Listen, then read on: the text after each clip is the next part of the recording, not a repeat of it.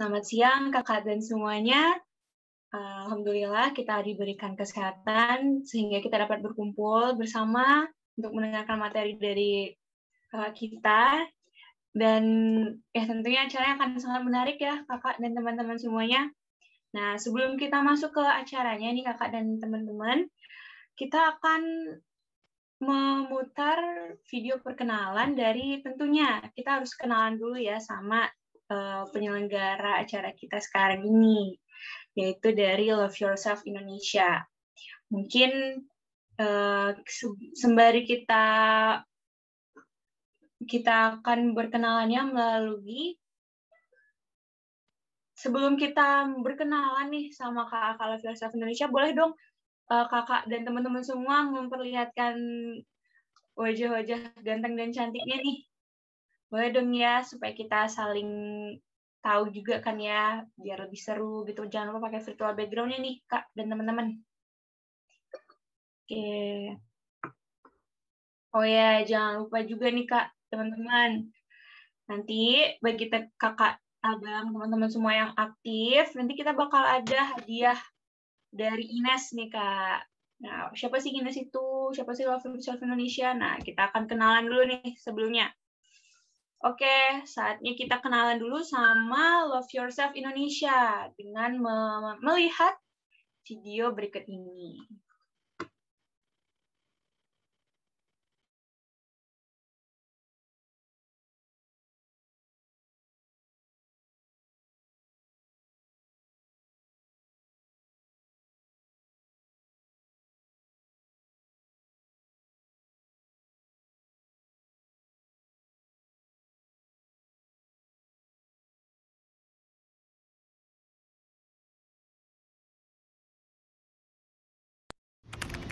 Sudahkah kamu mencintai dirimu sendiri?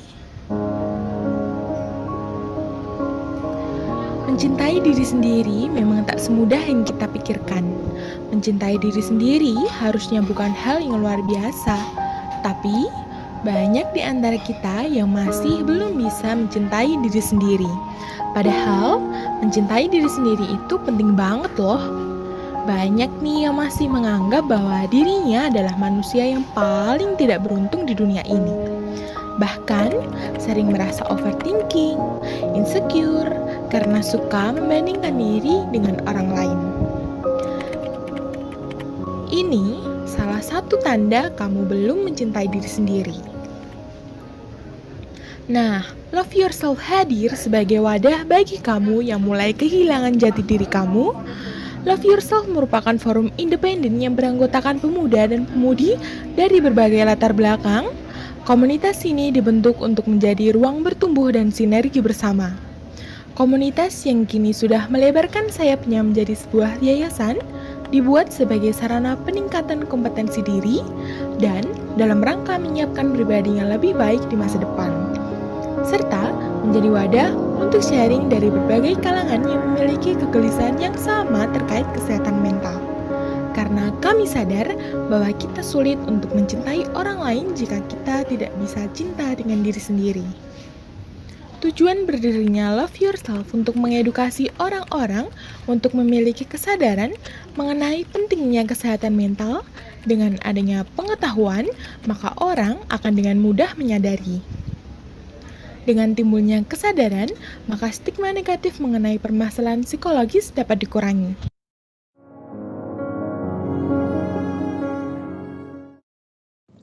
Nah, kurang lebih penjelasan singkat tentang Love Yourself.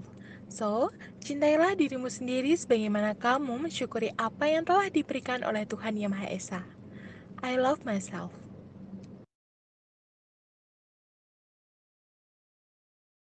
Wah, I love myself ya teman-teman semuanya. Jangan lupa love yourself gitu. Seperti apa yang udah kita kenalkan tadi ya kakak dan teman-teman semuanya. Oh iya, kakak dan teman-teman semuanya. Kita kayak sebelum kita kenalan ke sumber hadir kita nantinya, kita boleh dong nanya-nanya sebentar. Kakak abang semuanya udah makan siang belum ya? Belum. Belum Kak ya, pantesan pada lesu-lesu ya. Mungkin boleh deh sambil menyantap santapan siangnya gitu kan, supaya nambah energinya nih kakak, abang, dan teman-teman semuanya. Oke. Daripada kita lama-lama nih, kita kan pengen tahu ya, kita Ines nih siapa sih? Kok baik banget mau ngasih hadiah buat kita.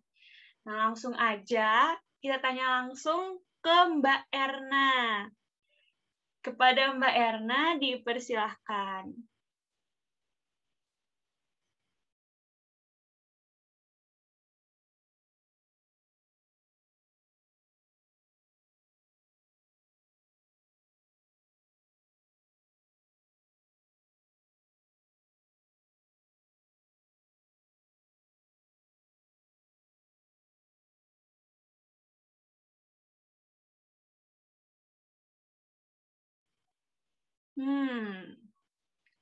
Mungkin sekali lagi diingatkan pada kakak, abang, dan teman-teman, mungkin supaya lebih seru lagi kita bisa sambil on cam ya, sambil pakai virtual background-nya kak, abang, teman-teman. Oke. Mungkin kalau supaya agak-agak kerasa semangatnya gitu ya kak, abang dan teman-teman semuanya. Kita buat jargon-jargonan nggak sih enaknya? Kalau gitu gini deh. Kalau ntar Ziza bilang apa ya? Bilang apa ya?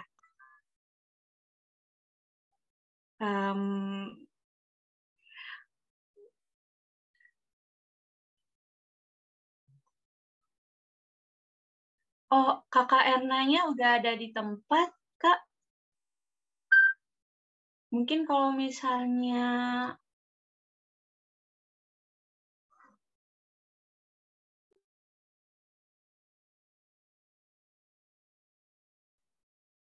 Oke, baik. Kita akan kembali nih. Mau kenalan tadikannya sama kakak Inesnya. Nah, ini dia kakaknya sudah datang. Selamat datang, Kak Erna.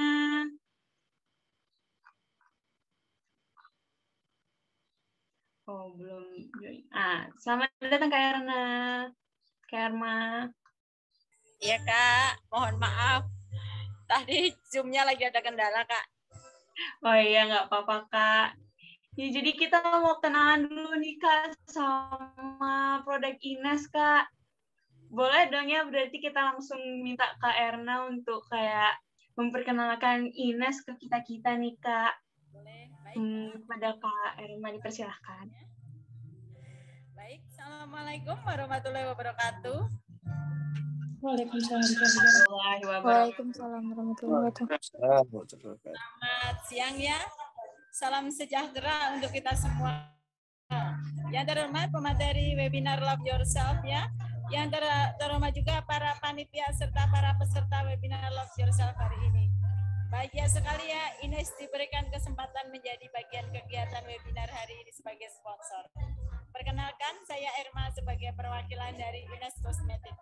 Ines adalah brand asli Indonesia ya Kak, yang merupakan produk lokal nih, yang berdiri tepatnya 23 tahun yang lalu di Malang, Jawa Timur. Ines merupakan produsen kecantikan kosmetik, di mana fokus produksinya meliputi produk perawatan kulit, baik skincare, dekoratif, maupun body care. Untuk kualitas bahan serta pengolahannya sudah teruji secara klinis oleh BPOM dan sudah tersertifikasi halal oleh MUI ya. Jadi jangan ragu-ragu nih untuk pemakaian produk Ines ya di kegiatan sehari-harinya. Nah, ada spesial info Kak yang datangnya dari rangkaian masker Ines Cosmetics ya. Di situ ada Deep Cleansing Clay Mask, merupakan masker untuk kulit normal cenderung ke berminyak. Dan ada Brush on Peel Off Mask, merupakan masker untuk kulit normal cenderung ke kering ya. Untuk pemakaiannya bisa sebulan 2 kali aja ya. Fungsinya bisa untuk menghaluskan kulit sama mengencangkan kulit wajah juga loh. Nah, ada spesial info juga yang datangnya dari Eyebrow Mascara, merupakan produk sebagai pengganti pensil alis ya. Pengaplikasiannya mudah banget nih, cuma diaplikasikan di bulu-bulu alisnya aja ya. Nah, nanti untuk pembelian minimal 150.000 include di dalamnya produk-produk tadi ya. Nanti ada free ongkir ke seluruh Indonesia dan ada tambahan voucher ya senilai 30%. Untuk mekanismenya bisa di screenshot Kak. Di situ udah ada nomor WA saya ya. Nanti bisa langsung japri ya ke nomor WA tersebut untuk order ataupun untuk konsultasi gratis juga ya. Nah, bagi para peserta webinar nih yang ingin mengetahui tentang produk Ines bisa di-download ya di Play Store di My Ines. Dan yang ingin berbelanja online kita ada di e-commerce-nya Ines Official Shop ya, yang ada di Shopee, Lazada, JD.id, dan masih banyak lagi tentunya ya. Tak lupa juga Ines juga jual di toko-toko offline yang tersebar di seluruh Indonesia. Tentunya juga ada ya di kota-kota terdekat di tempat tinggal Kak ya. Nah, nanti bisa dicek juga di e-commerce Ines Official yang saya sebutkan tadi untuk harga-harga hemat lainnya juga ya. Nah, demikian yang dapat saya sampaikan. Terima kasih atas perhatiannya. Salam sehat, sukses selalu untuk kita semua. Wassalamualaikum warahmatullahi wabarakatuh. Terima kasih Kak MC. Waktu dikembalikan. Waalaikumsalam Kak Erma. Makasih banyak ya Kak Erma dan Ines sudah mau bagi-bagi hadiah ke kita-kita. Nah, kakak-kakak, abang-abang. Nah, mungkin abang-abang juga yang kita kan mau glowing gitu ya. Nah, ayo kita rebutan nih, aktif-aktif nih di acara kita sekarang, biar kita bisa dapetin hadiah dari Ines. Oke, tanpa berpanjang-panjang dan berlama-lama, kita langsung aja kenalan sama kakak materi kita. Siapa sih kakak materi kita ya? Nah, kakak pemateri kita yaitu adalah Kak Kadek Pramitasari, MC Psikolog. Nah, Kak Mita ya panggilannya. Kak Mita sendiri itu berlatar belakang pendidikan waktu S1-nya ngambil di Psikologi of Pancasila University dari 2009 sampai 2013, lalu dilanjutkan mengambil psikologi klinis di Atmajaya. Kak Mita sendiri itu interest-nya itu sangat interesting ya. Interest-nya dari Kak Mita sendiri itu ada mind, heart, body and soul, self-care personal, inner child, dan lain sebagainya. Kak Mita juga banyak tersertifikasi di hipnoterapi, dapat kita sendiri banyak sekali tersertifikasi yang dimiliki oleh Kak Mita sendiri ya teman-teman. Kak Mita juga banyak terlibat dalam berbagai kegiatan, mulai dari Indonesian Board Hypnotherapist, terus ada Point of View Tribe Jakarta, Clinical Psychological Association, Indonesia Psychologist, dan lain sebagainya. Wah, mantap sekali ya Kak Mita ini. Nah, experience Kak Mita banyak nih, dari Biro Pengembangan, terus Love Yourself Community, Psychologist nih, sampai sekarang masih nih teman-teman, di Halodoc juga. Dan banyak banget ya, ini banyak banget teman-teman. Kalau misalnya teman-teman mau mencari tahu lagi, mau stalk Kak Mita, bisa nih di media sosialnya, ada di LinkedIn sama di Instagram. Dan kerennya lagi, Kak Mita pernah mempublikasikan jurnal tentang perbedaan kualitas hidup antara berbagai metode manajemen nyeri dan pasien kronis. Boleh dicek-cek tuh, mana tahu lihat di Goal Scholar. Oke, mungkin langsung aja ya kita panggil Kak Mita. Halo Kak Mita. Halo Sarah dan teman-teman semuanya, selamat siang. Apakah suara saya cukup jelas? Siang Kak, jelas Kak. Oke, sinyal saya mudah-mudahan stabil ya, saya baru habis ganti wifi. Amin, nggak apa Kak, semoga stabil. Soalnya materi kita hari ini kayaknya seru banget nih Kak, nggak sabar dengerin Kak Mita menceritakan tuh kayak gimana sih Kak rebuild our boundaries itu Kak. Oh ya Kak, gimana?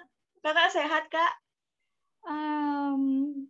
Sekarang saya dalam posisi sehatnya tuh lumayan secara emosi, lumayan secara physically. Jadi kan kalau orang biasanya ditanya gimana kabarnya, jawabannya baik. Kalau nggak sehat, nggak spesifik gitu ya.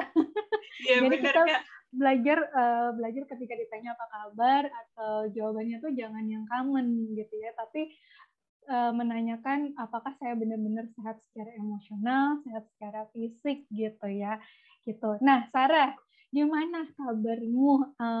Bukan gimana kabarmu? Apa yang kamu rasakan hari ini? Oh, yang saya rasakan hari ini berbunga-bunga kali ya, Kak. Oke. Karena kan bertemu sama Kak. Nggak sabar nih dengerin materi Kakak. Oke, mudah-mudahan teman-teman yang lain yang lagi pada join gitu ya. Kayaknya makin kesini makin banyak yang join gitu ya. Mudah-mudahan dalam keadaan sehat, bahagia lahir batin, dan semoga menikmati nanti pemaparan yang saya berikan, mudah-mudahan ya. Amin. Baik Kak. Kita mau langsung aja Kak, atau mau sapa teman-teman dulu nih Kak?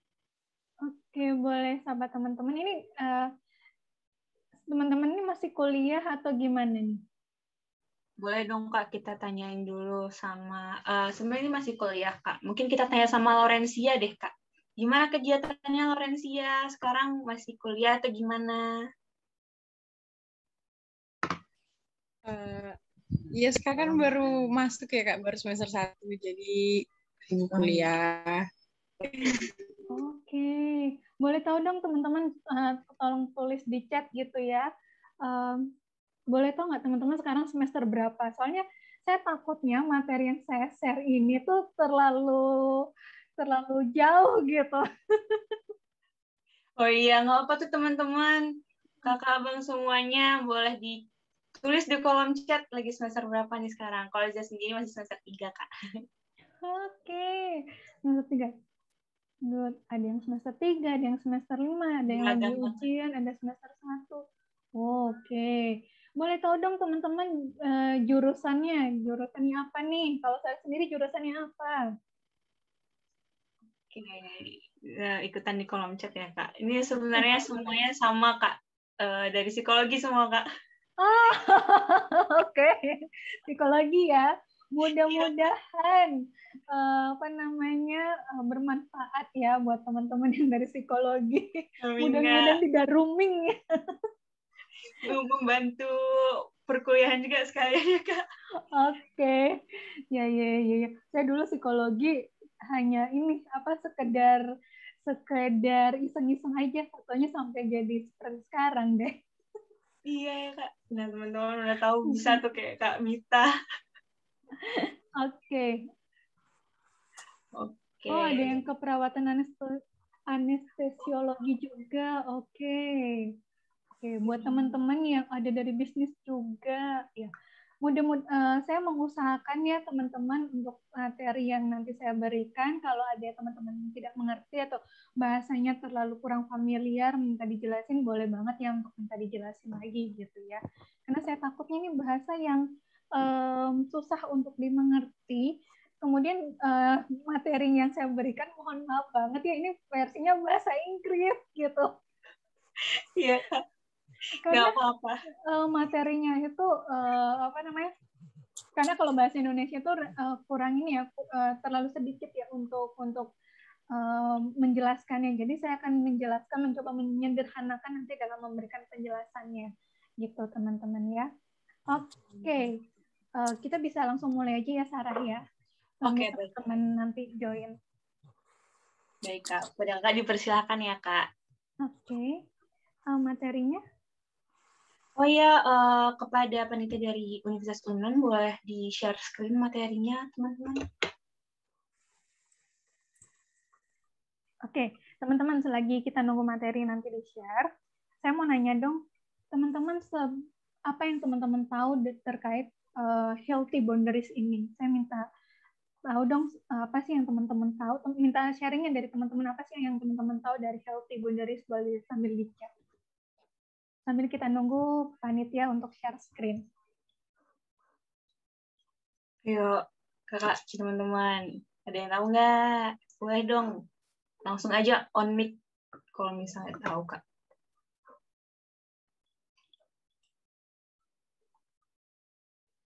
Nggak ada yang benar yang salah ya. Ini bukan ujian. Bener banget tuh, Kak. Aduh, kita tunjuk aja kali ya, Kak. Boleh. Kepada Kak Laili nih, Kak. Boleh nggak, Kak, kita tahu jawaban dari Kak Lail, Kak?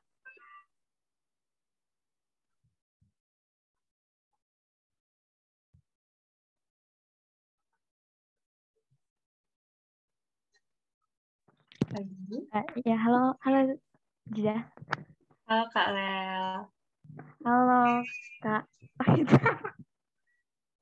Aku malu sudah sama Kak Mita ini. Sebenarnya aku udah ketemu sama Kadek.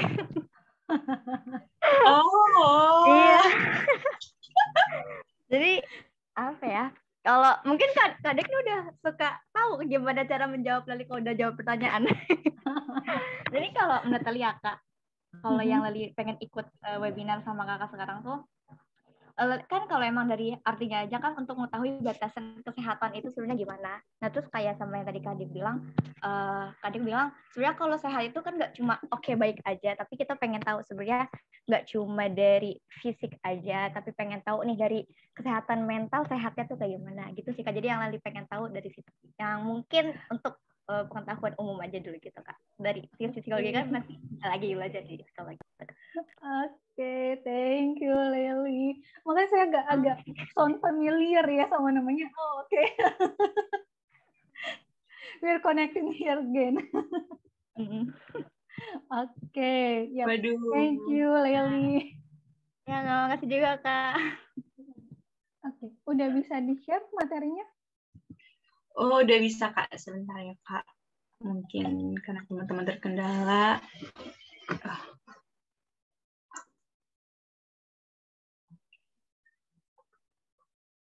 Oke Kak. Oke, teman-teman, ini saya dapat topik ini tuh sebenarnya saya buat agak mikir gitu ya. Mikirnya tuh adalah sudahkah saya melakukan ini terlebih dahulu gitu ya. Ada yang beberapa sudah, ada yang belum.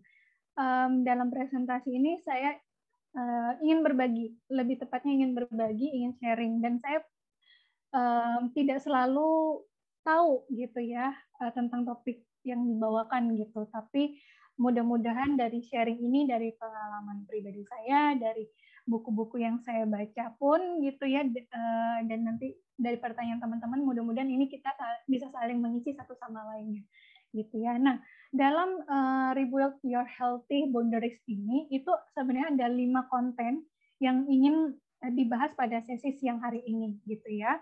Slide berikutnya, yaitu mengenai tentang definisinya itu apa, kemudian tipe boundaries itu apa, kemudian keuntungan kalau kita tuh melakukan set boundaries itu apa, dan apa sih yang dikatakan unhealthy sama versus healthy-nya boundaries, dan bagaimana kita men-set boundaries itu secara sehat gitu ya. Nah, tadi personal boundaries gitu ya. Jadi healthy boundaries ini saya lebih spesifik lagi menjadi personal boundaries supaya kita tidak terlalu umum gitu ya teman-teman. Boleh di slide berikutnya. Nah, personal boundaries ini seperti di layar teman-teman, itu kan berarti kata kuncinya itu adalah batasan pribadi, di mana setiap kita tuh punya kuasa untuk membatasi diri kita agar tidak diperlakukan semena-mena atau semaunya oleh orang lain, gitu ya. Penting untuk melakukan personal boundaries ini supaya kita tuh menjadi independen, bukan dependen ke orang lain. Kemudian supaya kita itu tidak melulu mengikuti kata orang, gitu ya. Tapi kita punya keputusan, kita mengikuti keputusannya kita, gitu. Agar kita tuh punya tujuan hidup. Jangan selalu kita tuh boleh kita mendengarkan kata orang, pendapat orang, masukan orang, namun kan orang yang benar-benar mengenal diri kita itu adalah diri kita. Jadi yang pertama kali adalah perlu sedalam apa kita tahu batasan diri kita. Dalam personal boundaries ini teman-teman, itu tuh bukan hanya mengenai relasi, bukan hanya mengenai kita maunya apa dan tidak maunya gitu ya, tapi jauh lebih dalam lagi. Di slide berikutnya itu ada 6 tipe boundaries teman-teman. Nah, 6 tipe boundaries itu ada physical, ada intellectual, ada emotional, seksual di sini maksudnya relationship, entah itu kepada diri sendiri, kepada keluarga, kepada teman, sahabat maupun pacar gitu ya. Jadi bukan tentang seks gitu ya. Kemudian material boundaries ini terkait isu finance. Time boundaries itu terkait waktunya kita, waktunya kita dalam hal apapun. Nah, di sini teman-teman ini bahasa Inggris gitu ya. Bahasa Indonesianya gini, saya akan breakdown satu persatu gitu ya. Physical boundaries ini tuh terkait dengan personal space-nya kita dan kesehatan fisik kita. Contohnya gini, ketika kita suka nggak sih untuk dipeluk? Kita suka nggak sih untuk jabat tangan ke orang gitu ya? Itu termasuk dalam sentuhan fisik. Kemudian physical boundaries ini juga diartikan adalah space. Kalau kita berada di kamar gitu ya, biasanya kan kita akan mengunci pintu gitu ya. Apakah personal space ini di kamar kita ini cukup aman atau tidak gitu ya. Kemudian ketika ada orang dari luar pengen mencari kita, pasti kan mereka kalau pintunya ditutup itu akan mengetok gitu ya. Itu termasuk boundaries. Kalau misalnya kita ada orang datang gitu ya, langsung nyerobot aja masuk ke kamar kita, itu berarti kan dia tidak mengenal physical boundaries kita. Jadi physical boundaries ini tidak hanya berkaitan dengan fisik kita secara pribadi gitu ya, tapi juga space-nya kita, ruangan kita, kamar kita. Atau misalnya kayak teman-teman ke toilet gitu ya, toilet tiba-tiba mungkin pintunya lagi rusak gitu ya, terus kita hanya pakai ember gitu, tiba-tiba diserobot orang atau dibuka nggak sengaja sama orang, berarti kan itu space-nya kita tuh udah dilanggar sama orang lain gitu ya. Jadi physical boundaries ini itu terkait dengan fisik yang nyata gitu. Kemudian intellectual boundaries ini tuh terkait dengan ketika kita lagi berdiskusi, baik itu berargumen, memberikan opini, saran atau kritikan. Biasanya intellectual boundaries ini itu terkait dengan kita terima atau tidak terimanya opini atau masukan dari orang lain ataupun pola pikir orang lain gitu ya. Banyak kenapa kita bisa mentolerir sama tidak mentolerir. Itu terkait dengan di mana kita berada, di lingkungan apa kita berada. Biasanya kita tuh suka terpapar akan hal apa. Kalau misalnya kita suka terpapar akan hal-hal yang berbau judging gitu ya, berbau gosip, kita akan melihatnya pendapat atau pandangan orang itu dari segi negatif.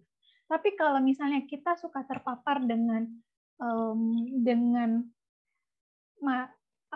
narasumber yang kredibel, contohnya tuh kayak kalau misalnya kita sering nonton Daniel Mananta Network atau Gita Wirjawan atau apapun sejenisnya gitu ya, atau Denny Sumargo gitu, yang kita tuh mencoba untuk membuka perspektif kita di mana kita belajar untuk tidak judging. Nah, itu kita akan melihat sudut pandang yang berbeda gitu ketika ada orang-orang yang memberikan opini yang berbeda, dan juga bagaimana orang tua kita men-treat kita dan seberapa besar pengetahuan kita. Itu intellectual boundaries. Kemudian emotional boundaries. Emosional ini tuh berkaitan dengan emosi, pastinya berkaitan dengan perasaan juga gitu ya. Ini tuh lebih kepada gini, seberapa sering kita mengungkapkan emosi, feeling kita, ketidaksukaan kita kepada diri sendiri, baru kepada orang lain. Karena biasanya kita tuh lebih banyak mengungkapkan rasa tidak nyamannya kita tuh kepada orang lain dibandingkan diri kita, gitu ya. Jadi dan apa-apa kadang-kadang kita tuh suka share. Banyak di media sosial sekarang itu kita tuh latah untuk menceritakan apapun yang kita rasakan, entah itu di story atau di feed gitu ya. Kita tuh kebiasaan untuk men-share sesuatu tanpa membuat jadi private gitu. Kita tuh sekarang udah di zaman disruption, selain teknologi, disruption tentang private. Jadi kita tuh nggak ada private. Even media sosial yang kita private, kita batasin orang-orang untuk berkoneksi sama kita. Tapi kan itu kita share di media sosial, di media digital, di mana media digital, media sosial ini tuh kita bisa track gitu, walaupun udah pernah kita hapus gitu loh. Jadi kayak kita tuh harus hati-hati, bukannya stop gitu ya, hati-hati dalam men-share apapun terkait emosi kita, feeling kita, atau hal yang tidak kita suka di media sosial. Kemudian sexual boundaries. Sexual boundaries yang saya tadi jelaskan itu terkait dengan relasi kita pada diri kita, relasi kita terhadap keluarga, relasi kita kepada teman, sahabat, maupun pacar. Biasanya nih sexual boundaries ini tuh kayak contohnya aja paling simpelnya gini, kita tuh nggak nyaman disentuh sama orang yang tidak mengenal diri kita, gitu ya. Maksudnya gini, saya tuh lebih nyaman dipeluk gitu ya, misalnya sama keluarga. Pacar ini itu kan pacar termasuk lingkaran yang intimate gitu ya, selain keluarga gitu. Jadi dia boleh memeluk kita. Padahal kan kalau di dalam relasi itu kan ada batas-batasan. Pelukannya sampai kayak gimana? Habis itu dipegang tangannya tuh kayak gimana? Nah, itu kan yang perlu kita hati-hati. Karena kalau kita nggak hati-hati, makanya kita terjerat yang namanya seks bebas gitu kan. Yang tadinya kita nolak tapi kita dipaksa, akhirnya kita jadi melakukan seks. Habis melakukan seks, kitanya ngerasa sedih, ngerasa feeling guilty, bersalah, malu, dan segala macam. Nah kan kita pengen menghindari hal-hal yang ini, teman-teman. Jadi ketika kamu berelasi sama orang, please kamu harus menentukan batasan kamu. Jangan sampai kamu jatuh ke lubang yang tidak tepat gitu ya. Karena jujur saya itu lagi dapat klien yang cukup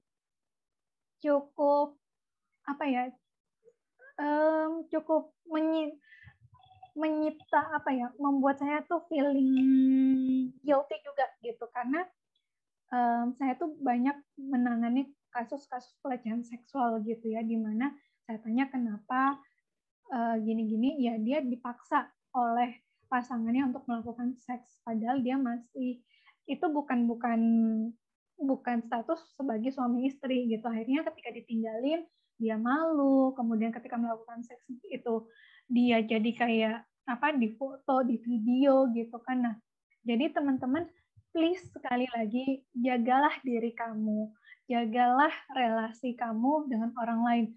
Sexual boundaries ini tuh juga berkaitan dengan apakah kita menjaga perilaku kita, attitude kita, agar kita tidak menyeret orang lain untuk membenci orang yang kita benci juga. Gitu. Karena kan biasanya kalau kita suka cerita tuh kadang-kadang suka secara tidak sadar bagi yang dengar itu juga membenci si pelaku yang melakukan kekerasan pada kita. Jadi ketika kita curhat ke orang gitu ya, ke teman kita atau ke keluarga kita gitu, kalau ke profesional beda lagi pandangannya gitu ya. Di saat kita lagi sedih, nggak mungkin kita minta untuk mereka mengerti si pelaku, nggak mungkin. Tapi ketika kita bercerita ke orang lain, kita minta untuk kamu jangan memberikan label apapun, gitu ya, entah kepada saya ataupun kepada pelakunya. Saya itu maksudnya korban, gitu ya. Itu terkait sexual boundaries, terkait relasi, gitu. Kemudian material boundaries ini berkaitan dengan finance. Banyak sekarang tuh kita lihat diskon itu langsung latah beli, sekaligus belinya banyak gitu. Oh ini belum tentu nanti diskon lagi atau apa gitu ya. Jadi kayak kita tuh kurang memanage keuangan kita, apalagi untuk kita yang kuliah gini ya, yang kuliah online mungkin uang jajannya agak berkurang daripada kuliah biasa gitu ya. Jadi di sini perlu hati-hati teman-teman dalam mengelola keuangan. Saya nggak akan bahas mengenai material boundaries ini karena saya tidak expert di keuangan gitu ya, walaupun saya sebagai seorang banker, karena ini bukan topiknya itu. Kemudian time boundaries. Time boundaries ini adalah seberapa kita menghargai waktunya orang. Contohnya kayak gini, teman-teman ada meeting nih di komunitas di kampus gitu ya. Janjiannya jam 1, tapi ngaretnya sampai setengah 2 apa jam 2 gitu ya. Berarti kan kita tidak menghargai waktunya mereka yang mereka udah berikan kepada kita gitu ya. kalaupun misalnya kita telat atau kita nggak bisa datang ke on time, kan kita bisa ya infoin gitu ya, jangan ngilang, jangan nggak ngasih info gitu loh. Karena dalam waktu 30 menit atau 1 jam kita menunggu orang lain, orang yang menunggu ini tuh bisa melakukan berbagai macam aktivitas, teman-teman. Entah itu dia sambil ngerjain tugasnya, atau dia bisa me time gitu ya ketika lagi hectic kerjaannya atau lagi banyak tugas gitu kan. Jadi ayo kita sama-sama menghargai waktu. Dan juga ketika orang lagi curhat, tadinya kita mau curhat, jangan balik orang tersebut yang ketika kita mau, contohnya nih, saya pengen curhat sama Sarah, tapi yang ada justru sebaliknya Sarah ya yang curhat kepada saya. Nah, jangan kayak gitu teman-teman. Jadi kita menghargai waktu. Misalnya ketika saya pengen curhat sama Sarah, oke, Sarah waktunya dalam mendengarkan, nanti gantian. Oke, Mit, ada lagi nggak pengen kamu sharing gitu ya? Oh, nggak ada, oke. Jangan pula ketika dia udah selesai sharing, kita balik sharing. Jangan. Karena kan dia baru habis mengeluarkan isi hatinya, keluh kesahnya atau sampah batinnya ya. Jangan kita tambah lagi gitu loh. Dia aja belum kelar beresin sampah batinnya, diproses gitu, kita udah nambahin sampah batinnya, udah nambahin balok-baloknya, duri-durinya. Nah, itu kan akhirnya membuat lama orang melakukan proses healing gitu ya, pembuangan sampah batinnya gitu. Gitu teman-teman dari penjelasan tipe boundaries ini. Nah, kenapa sih kita membuat arus boundaries ini tuh penting gitu ya untuk kita lakukan batasan ini? Itu slide berikutnya, benefitnya apa sih? Di mana benefitnya adalah kita tuh memberikan kontribusi kesehatan secara keseluruhan, well-being tuh secara sejahtera secara umum gitu ya, tidak hanya pada mereka, orang lain, tapi kepada diri kita sendiri. Kemudian kita tuh terbebas dari perilaku buruk kita, ketakutan kita, pain di sini tuh nyeri gitu ya, nyeri secara psikologis maksudnya sakit hati.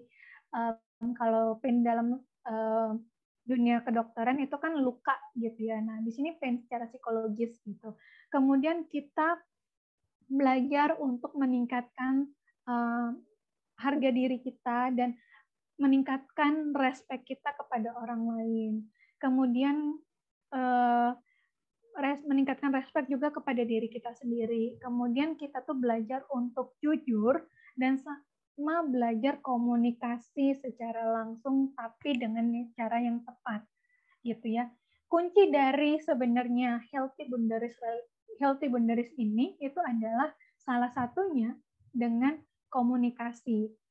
Teman-teman bisa belajar nanti dalam psikologi komunikasi, gimana sih komunikasi yang bagus, yang sehat itu seperti apa gitu ya. Walaupun di sini bisa aja sih saya jelasin, tapi nanti di akhir materi ini nanti akan saya share pengalaman saya gitu ya.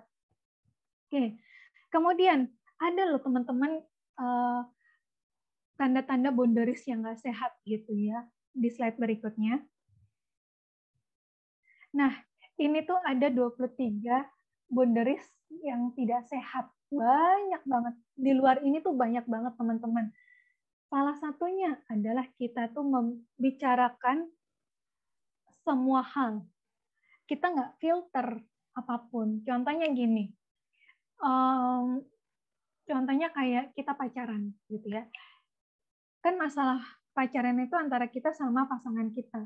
Tapi kita ceritakan semuanya kepada sahabat, kepada keluarga, kepada semuanya, baik buruknya gitu ya. Tapi lebih banyak buruknya sih daripada baiknya gitu ya. Nah, itu kita menceritakan, kita nggak filter gitu loh. Jadi sahabat atau teman yang atau keluarga yang mendengarkannya itu langsung judging kayak tadi gitu ya.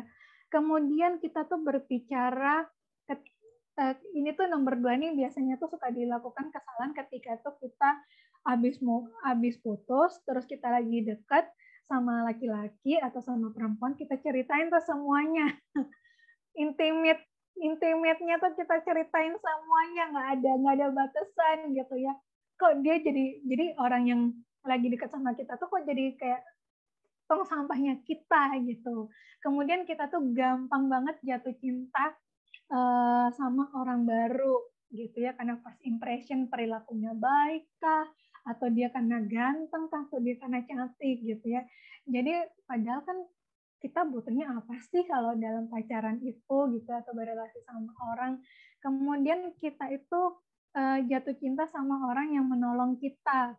Padahal kan menolong itu banyak motif di balik itu, apakah dia benar-benar tulus menolong kita atau ada motif lain gitu ya. Kemudian kita tuh biasanya tuh menjadi orang yang super kewalahan karena kita tuh terlalu banyak aktivitas atau kekurangan aktivitas.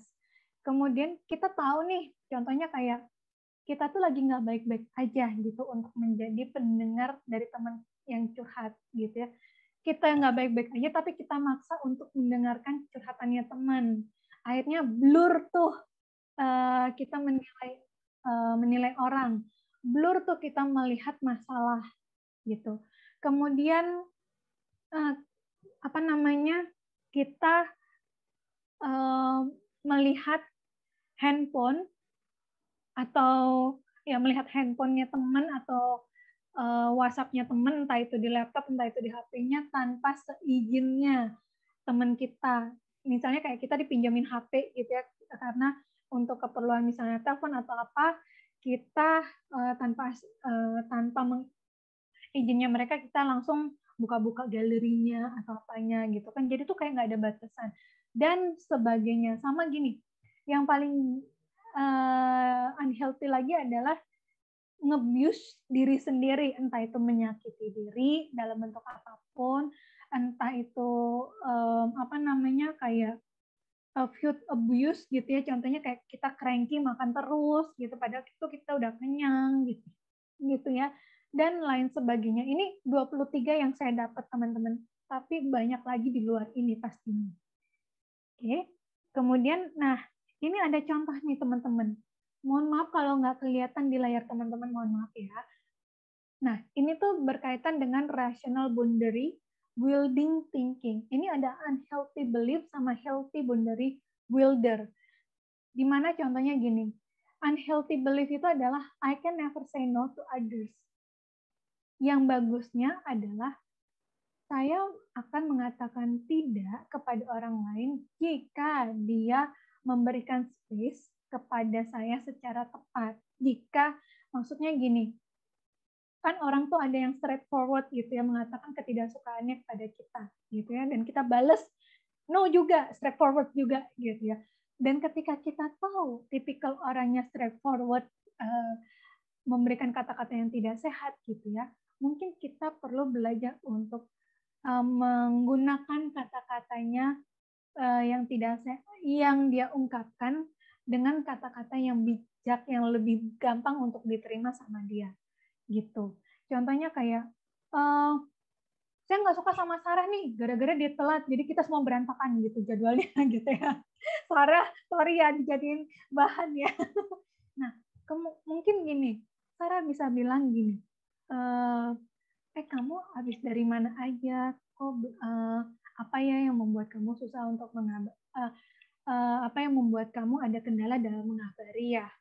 Kalau iya HP saya lowbat, gitu, oke, terima kasih ya udah menginformasikan. Mungkin kalau HP kamu lowbat, mungkin kamu bisa charge dulu atau gimana gitu untuk persiapan kamu, karena kan ini mungkin buat kamu sepele, tapi kan buat orang lain tidak. Jadi kan ini kalau kamu nanti udah kerja, kamu ketika pacaran gitu kan, kamu nanti dapat label negatif dari orang gimana? Langsung straightforward, langsung marah-marah sama kamu gimana rasanya? Kan nggak nyaman ya, gitu teman-teman. Jadi ada bahasa yang kita gunakan secara lebih secara lebih halus lah untuk kita ngomong gitu.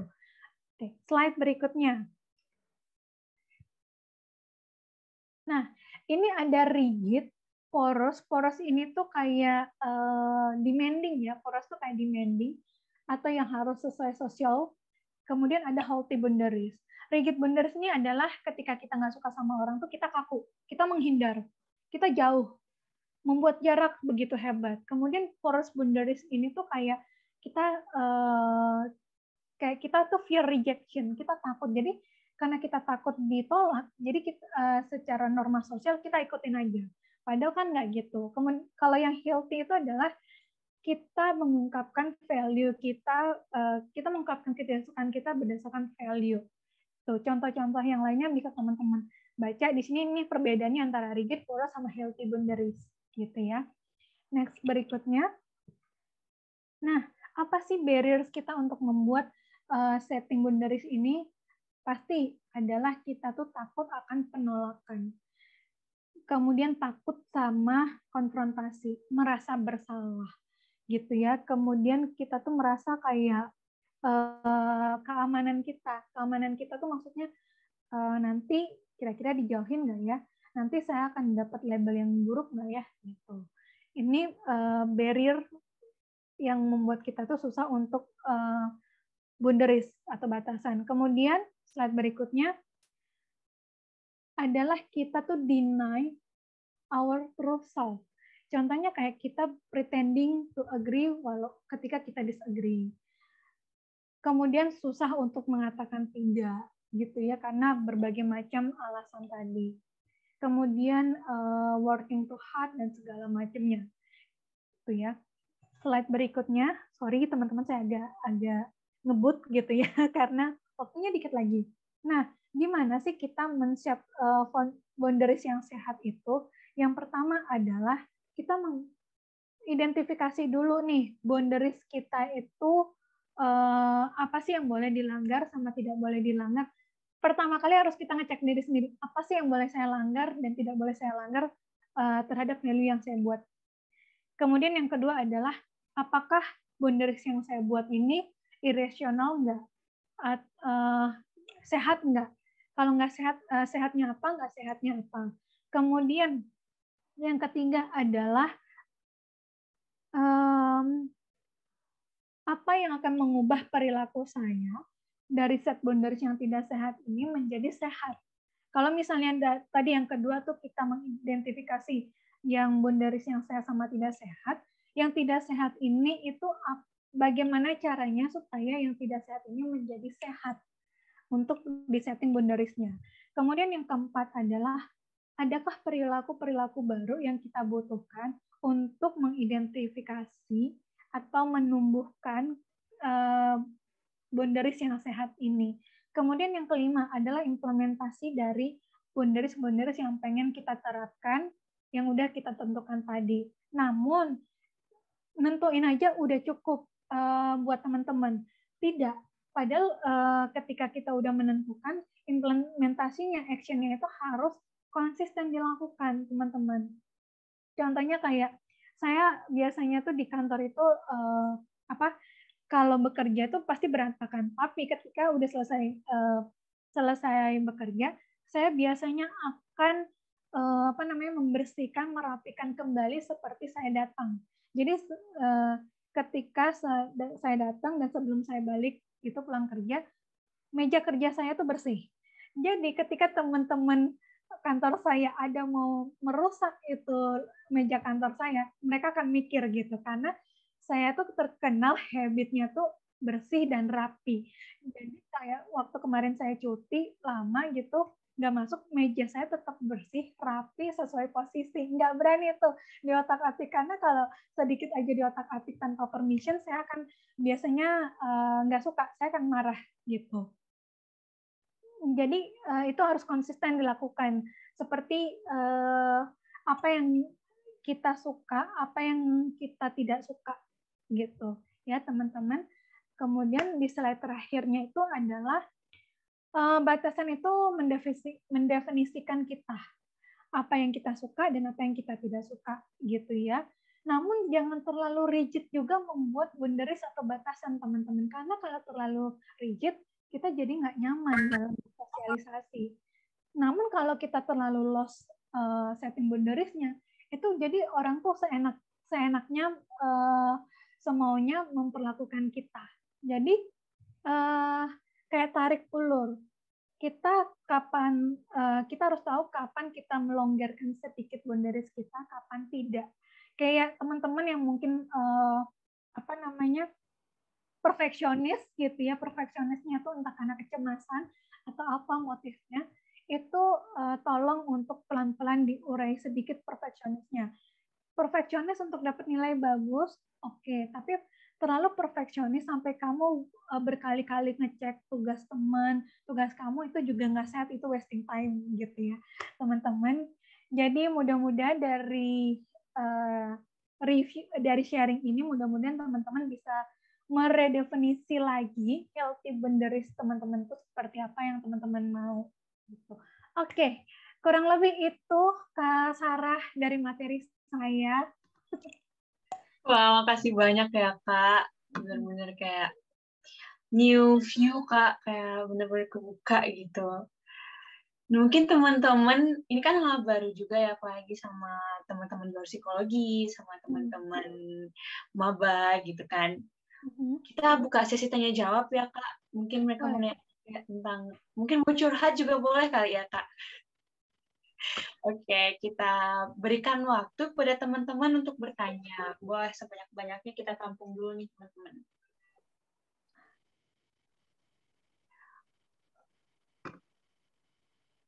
Oke, Kak. Ini ada yang masuk lewat chat, Kak. Dia nanya kayak gini, Kak. Dia anonymous katanya nggak mau dikasih tahu, Kak. Oke, nggak apa-apa. Dia nanya gini, Kak. Kalau misalnya nih, Kak, kalau misalnya,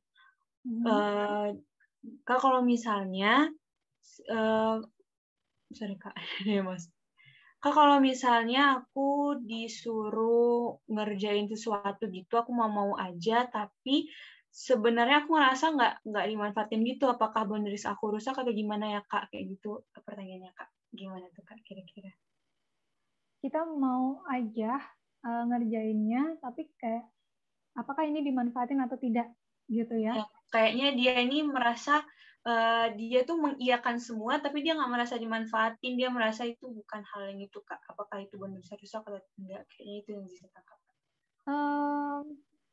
Ketika teman-teman mengerjakan itu, apakah teman-teman merasa gini nggak? Merasa capek nggak? Kalau merasa capek, berarti kan itu over to work ya, terlalu banyak bekerja, terlalu banyak mengatakan iya. Tapi kalau teman-teman merasa tidak berefek kepada emosi, tidak berefek kepada waktu, tidak berefek kepada fisikmu gitu ya, silakan aja lakukan gitu. Tapi kalau itu dari 6 healthy boundaries tadi aja udah berefek salah satunya, coba ini lagi di review lagi. Dan seberapa banyak yang saya iakan dari permintaan orang tersebut gitu.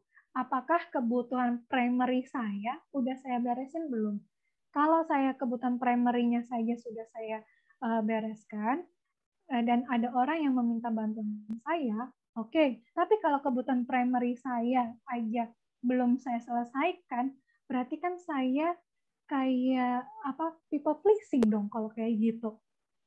Oh, iya. Jadi balik lagi, cek lagi teman-teman, kebutuhannya teman-teman udah selesai atau belum. Kalau belum, apa yang berefek kepada teman-teman dari 6 healthy yang tadi.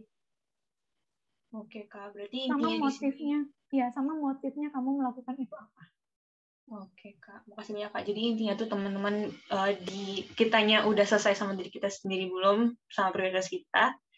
Terus sama motifnya apa? Diingat lagi ya teman-teman. Tuh, untuk teman-teman nanya tadi.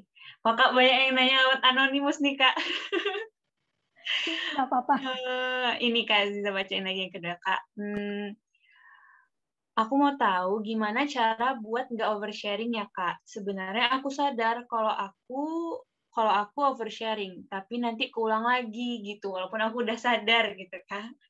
Itu gimana ya, Kak? Ini juga terjadi sih, Kak. Kadang-kadang saya sendiri juga begitu tuh, Kak. Butuh solusinya, Kak. Ya, oversharing itu habit untuk mengurangi oversharing itu tidak bisa dilakukan dalam waktu semalam, teman-teman. Itu dilakukan terus-menerus dan konsisten.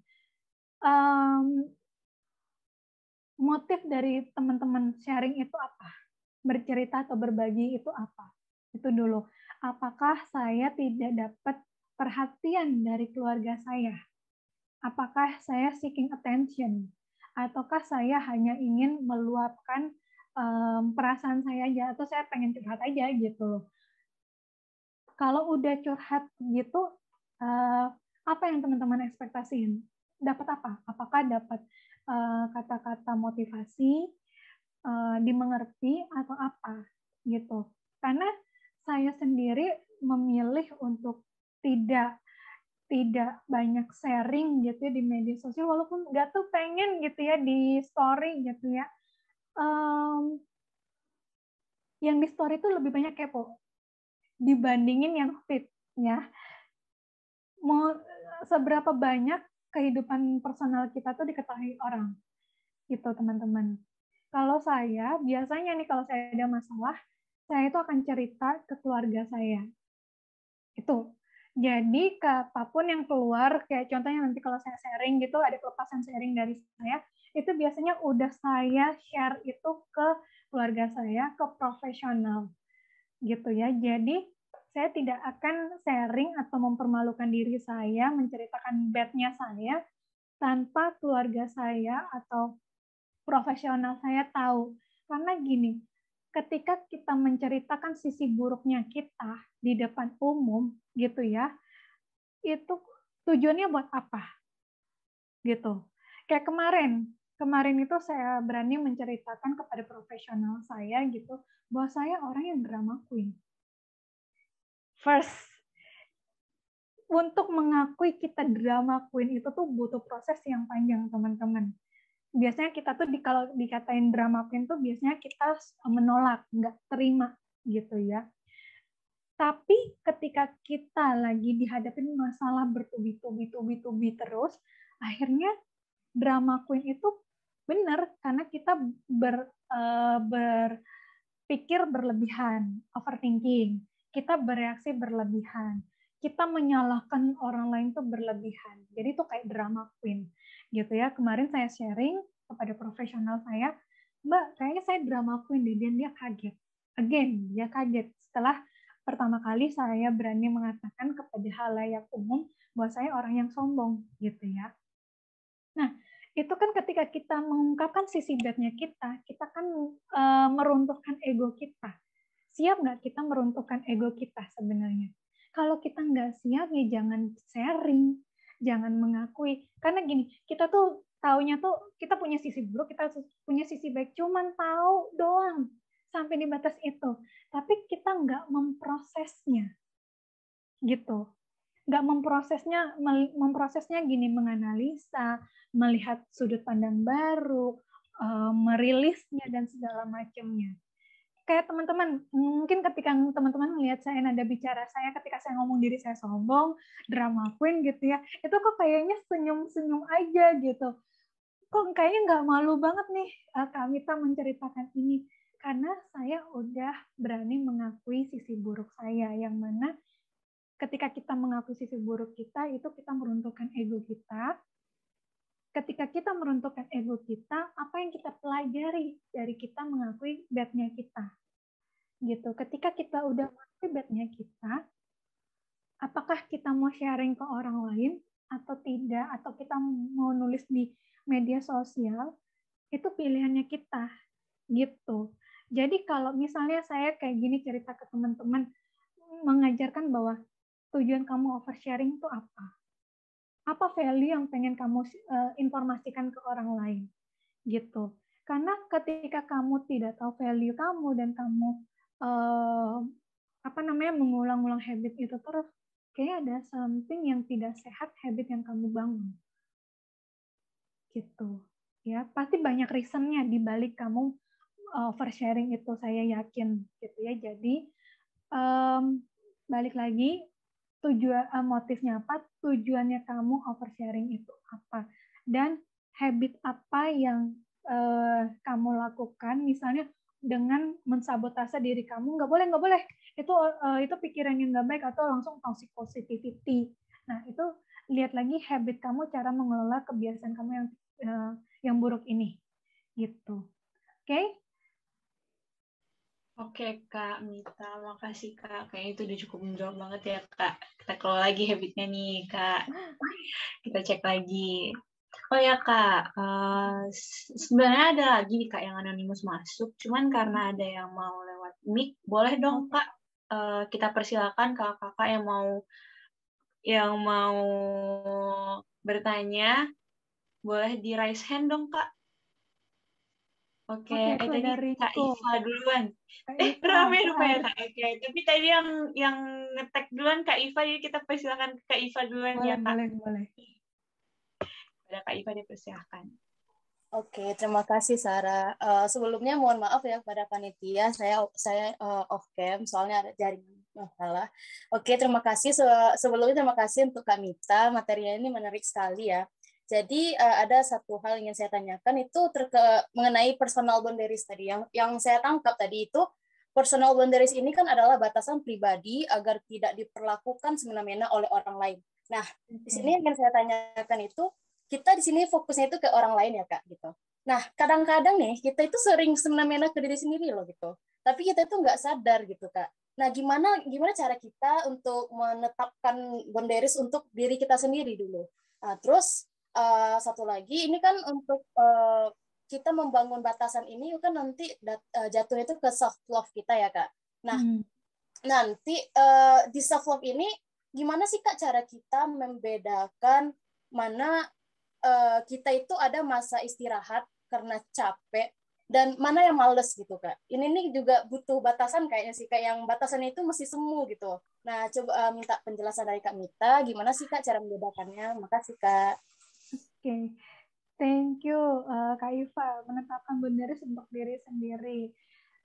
Ini tuh cara gampangnya gini, menetapkan boundaries untuk diri sendiri itu bisa dimulai dari yang sederhana.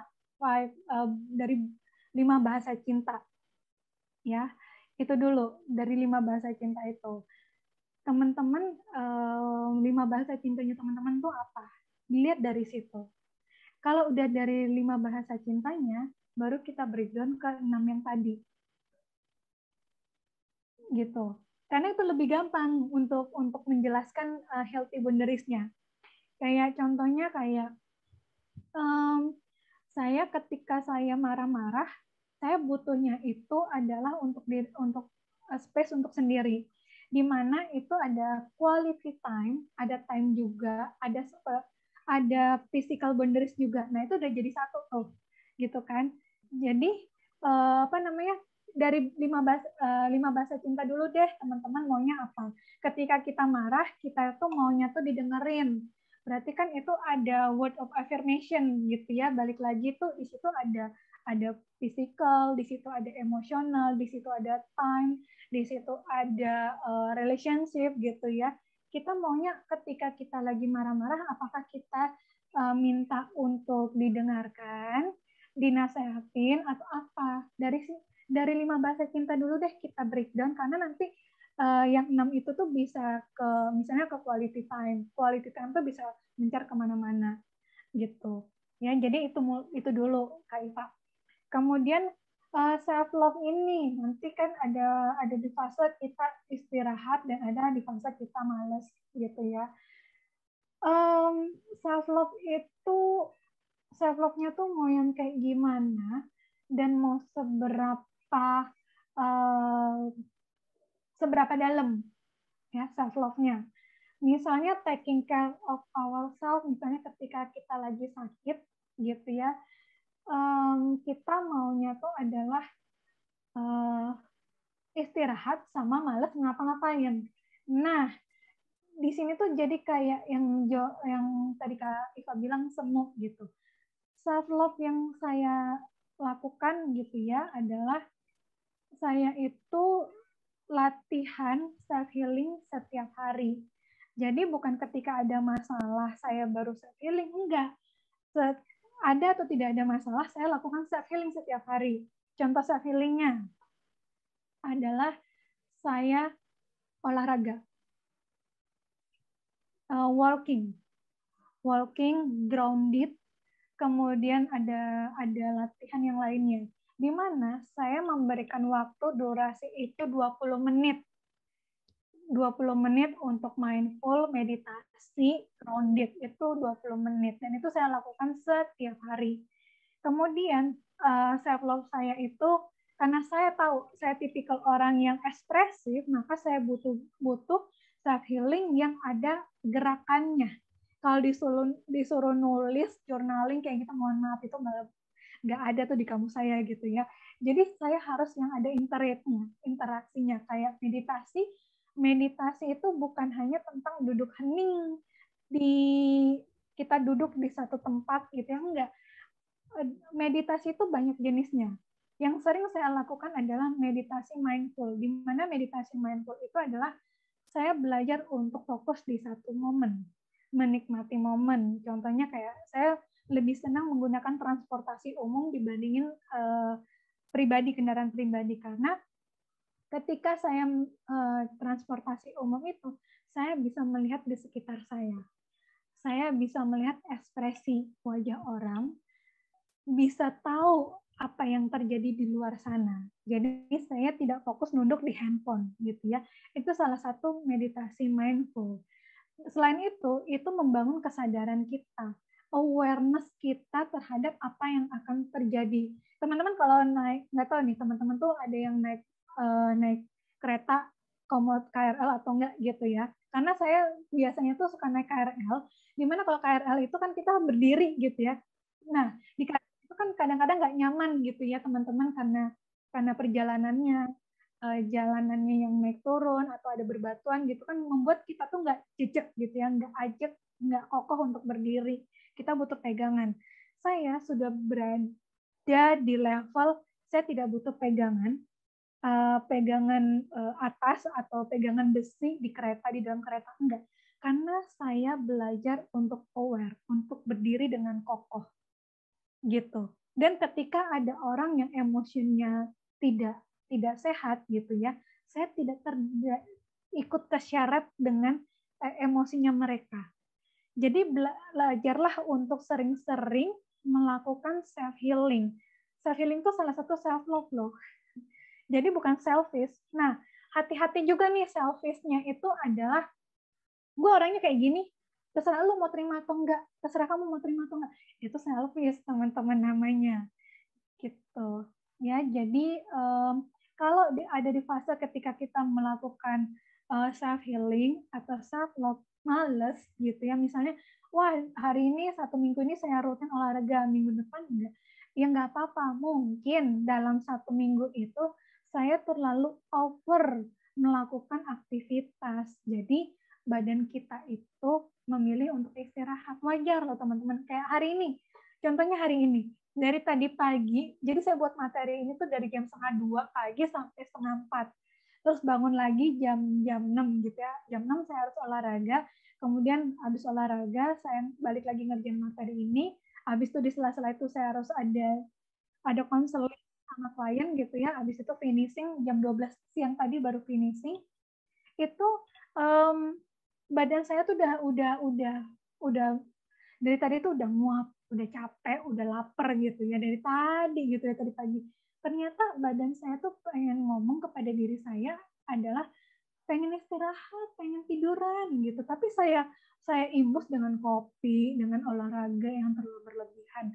Itu akhirnya badan saya tuh udah menggertak bahwa saya pengen istirahat nih. Jadi ketika badan saya udah memberikan tanda, udah memberikan sinyal, habis sesi ini saya mungkin akan olahraga bentar atau mid time melakukan apapun, baru nanti jam 7 atau jam 8 malam itu saya udah tidur gitu, karena besok ada aktivitas lagi. Jadi saya berkomunikat dengan badan saya gitu. Karena biasanya nih kalau kita ngantuk, kalau kita apa gitu ya, kita tuh suka mengabaikan emosi kita. Kita suka mengabaikan badan yang ngomong kepada diri kita gitu. Gitu Kak Iva. Sorry ya penjelasannya agak panjang. Mudah-mudahan ini cukup jelas penjelasannya dan tidak berbelit-belit. Baik Kak, terima kasih banyak Kak Mita. Penjelasannya itu tapi walaupun panjang menjawab kita semua nih Kak, kan sama-sama nih sering ada permasalahan yang sama, self love atau malas-malasan tuh kayak susah banget gitu Kak. Self healing itu dibagi membaginya gitu. Oke Kak, kita masuk ke pertanyaan. Mungkin ini pertanyaan terakhir ya Kak, karena waktunya terbatas juga. Jadi ini lebih kayak dia nanya gini Kak, aku mau tanya. Jadi sebelumnya itu aku orang paling nggak bisa bilang enggak ke orang lain yang minta tolong, meskipun terpaksa membantunya. Tapi akhir-akhir ini aku udah mulai mencoba bilang enggak, dan perasaan aku nggak enak banget karena nggak nolong dia. Kira-kira aku harus gimana Kak? Gitu. Karena nggak nolong dia jadi nggak enak gitu kan. Oke. Ya, nggak perlu disebutin namanya Sarah, ini perempuan kan biasanya. Oh iya, perempuan kan. Langsung ketebak ya Kak ya. Iya, gini, apakah ketika kita menolak itu, kita ada trauma dibully? Apakah kita ada rasa tidak diterima atau diabaikan oleh orang tua kita ketika kita mengatakan tidak? Ada apa pengalaman first pengalaman ketika kita mengatakan tidak kepada orang? Adakah? Pasti ada dong, nggak mungkin nggak gitu ya. Tapi apakah teman-teman ingat momen kejadiannya pertama kali ketika teman-teman mengatakan tidak? Ada nggak? Gitu. Coba teman-teman recall kembali gitu ya.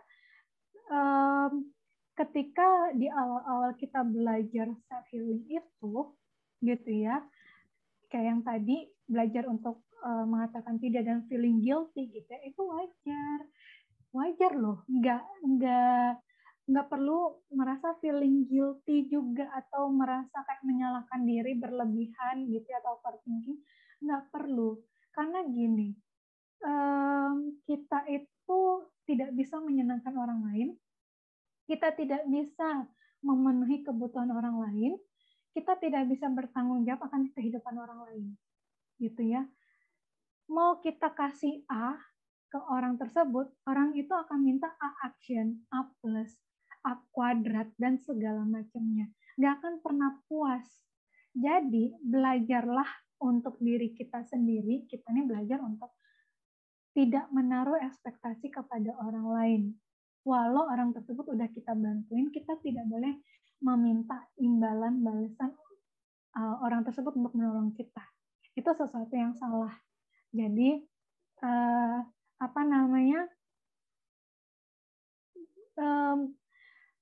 say no tadi itu tuh yang kayak yang di slide keberapa itu tadi itu yang kayak bukan true self-nya kita gitu.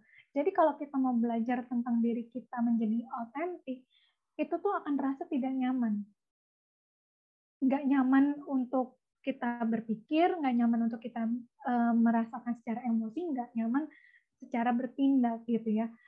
Nah, namun lihatlah ketika kita menolak sesuatu yang teman kita minta bantuan kepada kita, apakah itu matters atau tidak matters? Penting atau nggak penting sih ketika mereka minta bantuan kepada kita? Contohnya gini, Sarah lagi mau ngecas handphone gitu ya, tapi dia lupa bawa charger. Cek dulu HP kita baterainya udah dalam kondisi hijau nggak? Kalau baterai kita dalam kondisi merah, berarti kan kita butuh charger untuk diri kita dulu dong. Kan kita nggak bisa nolong orang lain untuk kita kasih chargernya buat mereka gitu kan. Jadi cek dulu nih primary-nya kita udah oke atau belum. Kalau kita nggak oke ya kita nggak apa-apa mengatakan tidak. Mungkin bahasanya adalah maaf ya, saya belum bisa bantu kamu saat ini karena saya lagi ada kerjaan gini-gini. Semoga kamu mengerti ya. Tapi saya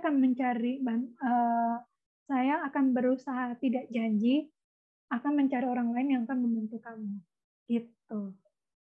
Jadi ada bahasa yang komunikasi secara asertif untuk menyampaikan jawaban kepada yang orang minta tolong kepada kita. Gitu. Dan komunikasi asertif ya Kak. Ini yang Kakak bilang tadi, yang komunikasi yang Kakak sampaikan tadi ya Kak ya. Oke. Kak, maaf banget Kak. Ternyata nih Kak, masih ada nih Sayang banget Kak, kayak sayang banget kan tadi kita udah terlanjur menyebut namanya Kak Bang Riko. Kepada Bang Riko nggak apa-apa ya Kak untuk bertanya. Kepada Bang Riko dipersilahkan. Oke, baik. Terima kasih Neza. Terima kasih sebelumnya atas kesempatannya panitia. Mohon maaf, Riko belum bisa on cam karena jaringan putus-putus. Baik, perkenalkan Kak, saya Riko Dwi Putra-Anggara dari Psikologi Angkatan 2019 UNAN. Jadi sekitar beberapa poin yang ingin saya tanyakan Kak. Tadi saya ada mendengar juga Kak Mita tadi juga ada menyinggung tentang people pleaser. Nah, jadi apabila kayak misalnya diri kita ini udah termasuk ke dalam kategori people pleaser Kak. Nah, gimana cara kita itu biar gimana cara kita itu buat mengatasi buat diri kita itu nggak apa namanya nggak tetap gimana cara kita mengatasi agar diri kita itu bisa keluar dari zona yang sebenarnya ini kan people pleaser ini kan tidak bagus gitu Kak.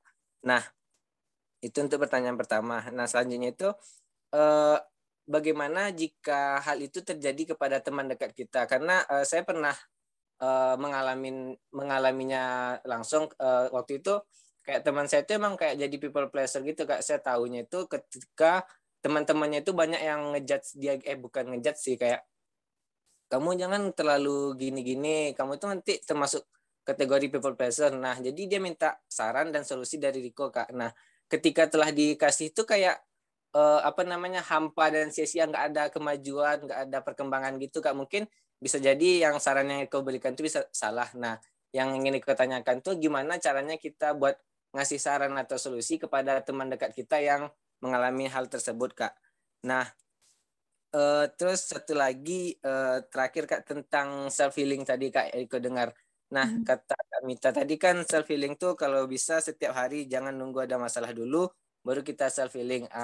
Nah, kan tetapi Riko sering gini Kak, ketika ingin self healing kan di tengah padatnya tuntutan organisasi, akademik dan lain sebagainya kan kita pengen self healing. Nah, niatnya itu kayak self healing kadar rendah gitu Kak, akan tetapi nanti bisa jadi kebablasan gitu sampai makan waktu yang di luar batas normal tiba misalnya dari siang tuh bisa sampai malam tuh nongkrong di kafe nggak pulang-pulang niatnya cuman kayak ngopi bentar nanti pulang itu gimana caranya buat ngatasin hal tersebut Kak mungkin mohon maaf apabila pertanyaannya terlalu banyak Kak mungkin dikembalikan kepada Ziza terima kasih.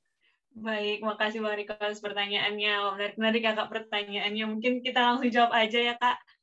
Oke, pertanyaan yang pertama, people pleaser, gitu ya. Kamu harus tahu dulu nih, kebutuhan kamu apa. Kebutuhan kamu yang tidak kamu dapatkan dari keluarga. Tuh, basicnya tuh adalah kita itu dari keluarga. Apa yang kamu nggak dapat dari keluarga? Apakah kamu need of attention, need of need achievement kayak attention-nya pun harus dispesifikin. Apakah kamu butuh di kata-kata penguat, apresiasi, atau apa. Kita harus jelas banget need yang kita butuhkan tuh apa. Sehingga kita tuh nggak people pleaser dan nggak minta orang lain tuh memenuhi kebutuhan yang kita nggak dapetin. Gitu. Kemudian, pressure apa sih ketika kita mencoba untuk memenuhi kebutuhan kita sendiri? Pressure-nya mungkin adalah saya tuh kalau untuk orang ekstrovert rata-rata susah dia dapat memenuhi energinya dari dalam. Makanya dia butuh orang lain untuk dia cerita, untuk dia menyalurkan energinya sehingga dengan dia banyak cerita, ngumpul sama orang, dia dapat nih energinya gitu. Pressure-nya kalau dia sendiri dia nggak dapat tuh. Nah, jadi kan berarti belajar untuk belajar untuk tidak berada di keramaian orang gitu kan. Itu pressure-nya. Jadi kita harus kenali need sama pressure-nya kita sehingga kita nggak jadi people pleaser gitu. Itu yang pertama. Yang kedua adalah bila terjadi pada teman dekat dan kita memberikan saran kepada dia dan dia nggak ada kemajuan gitu ya. Pertanyaan saya, apakah dia minta saran kepada kita? Gitu. Dan dia itu biasanya tuh people pleaser-nya tuh dalam apa? Apakah perhatian, motivasi, minta diarahinnya itu juga macam-macam gitu. Jadi apa ya? Kita harus tahu dulu nih dia mintanya apa. Kita harus tahu jelas dulu gitu. Karena kan kalau misalnya kita curhatnya tanpa filter gitu ya, kita curhatnya banyak gitu. Sampai kita tuh sendiri untuk menganalisanya tuh susah gitu. Karena kita tidak terbiasa menganalisa masalah kita sendiri. Jadi kita butuh bantuan orang lain. Nah, susahnya menganalisa diri kita adalah karena kita terbiasa menganalisa orang lain. Jarang menganalisa diri sendiri gitu. Jadi belajarlah menganalisa. Ingat, tahu aja tuh baru step pertama. Step keduanya adalah memprosesnya.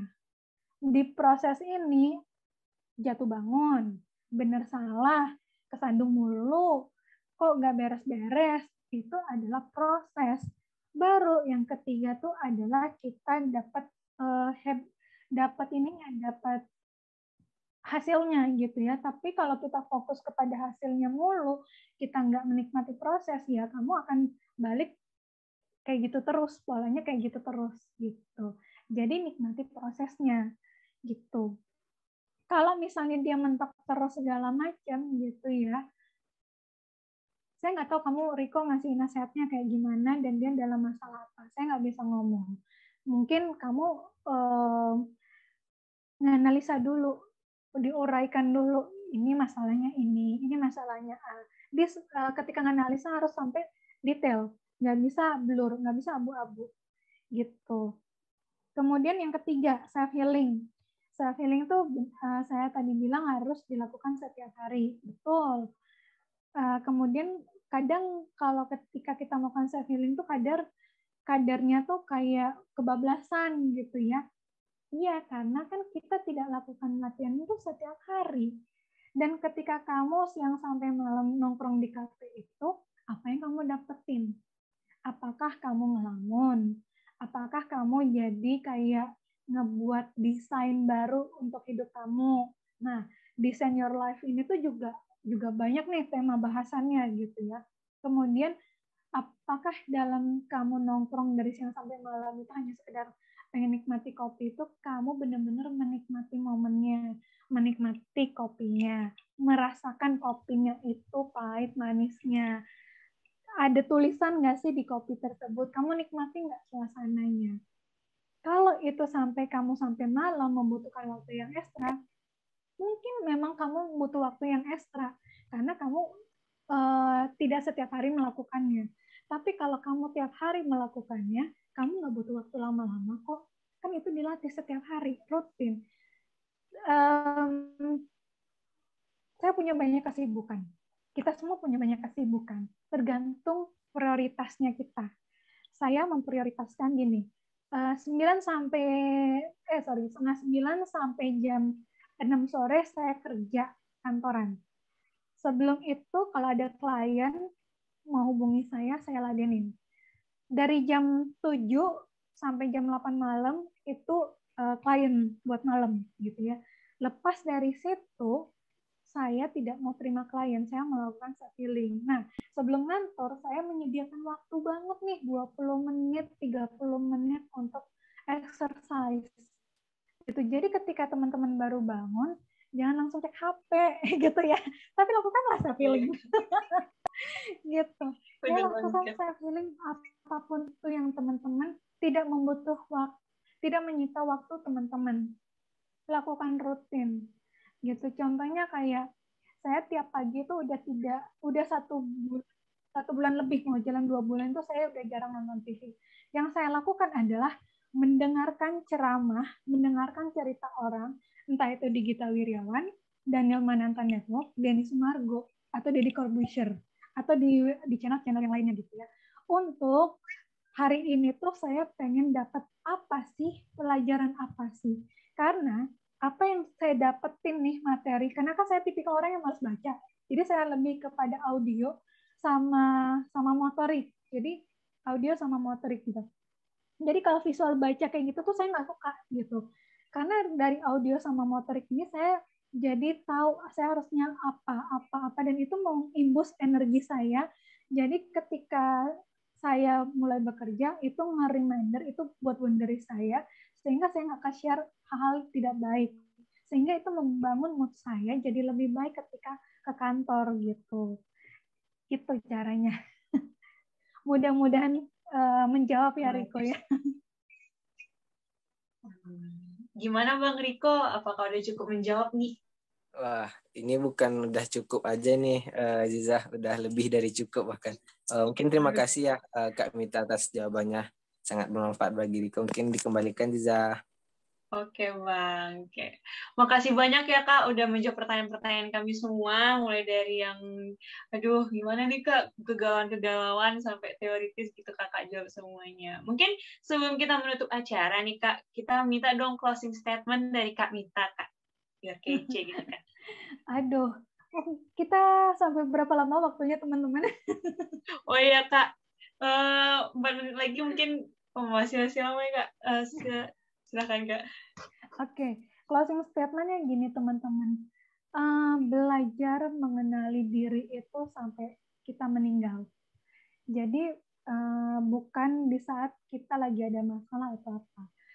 Kemudian saya belajar kembali untuk tidak menyeret orang lain untuk membenci orang yang lagi tidak baik hubungannya sama kita.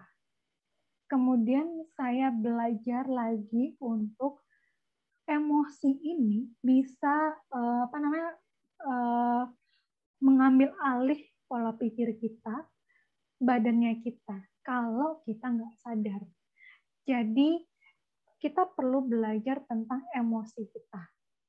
Emosi itu dia bisa berefek kemana aja. Jadi saya belajar, makanya tiap hari itu saya belajar merilis emosi saya gitu dengan teknik-teknik self healing yang saya pelajarin dan itu saya lakukan konsisten. Itu sangat membantu saya.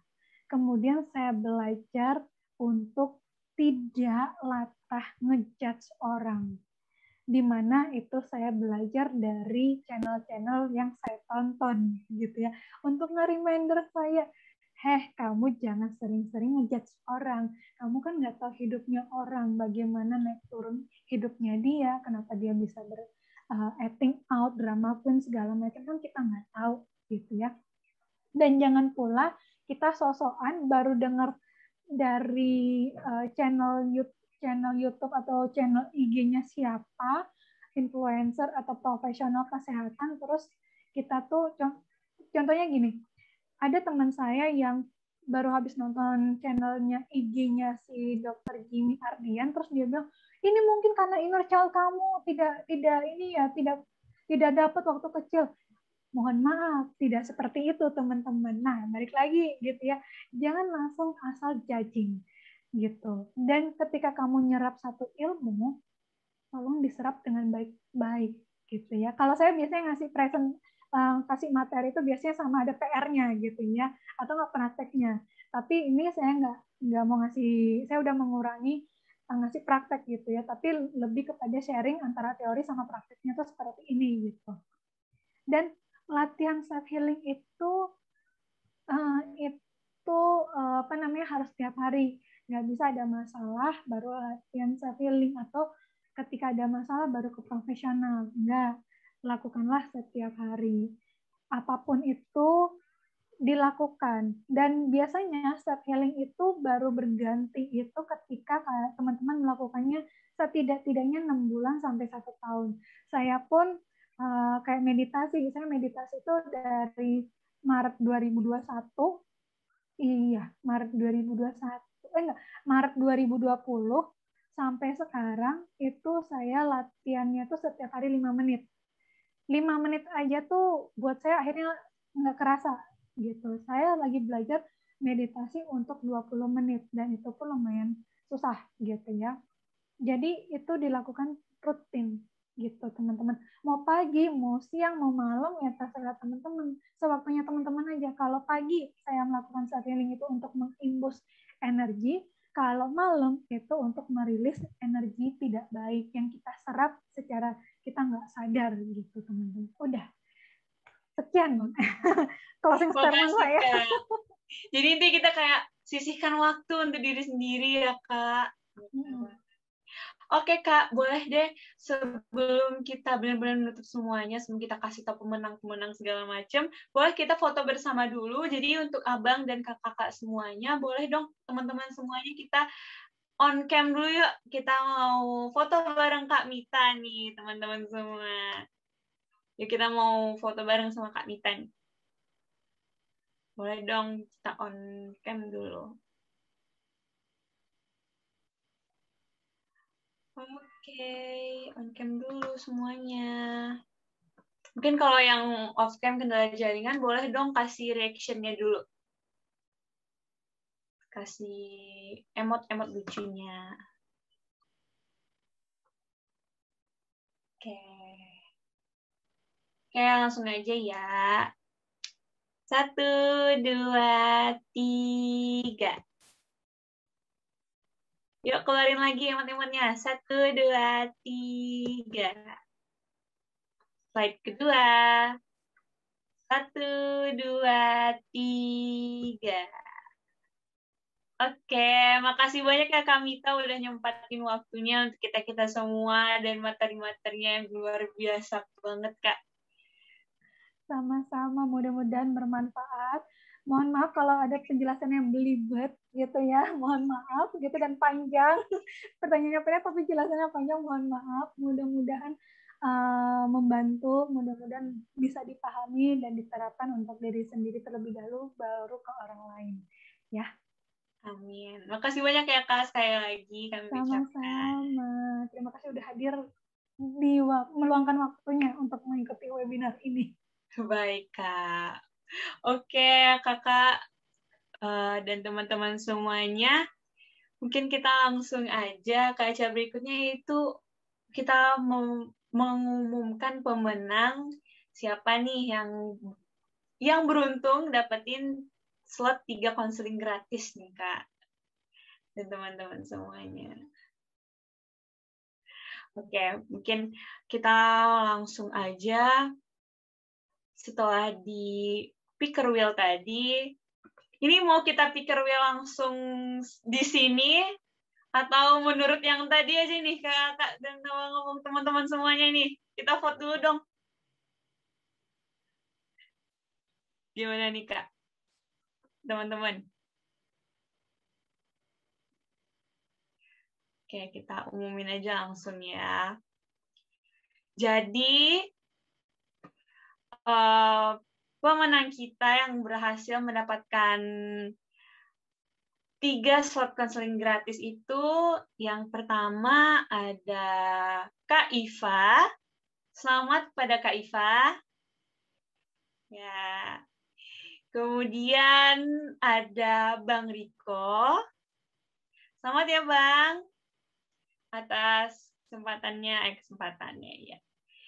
Kemudian yang terakhir siapa ya? Anonymous 2, penanya Anonymous kedua. Anonymous 2. Selamat kepada 3 pemenang. Mungkin boleh dong hubungin kontak panitia untuk nagih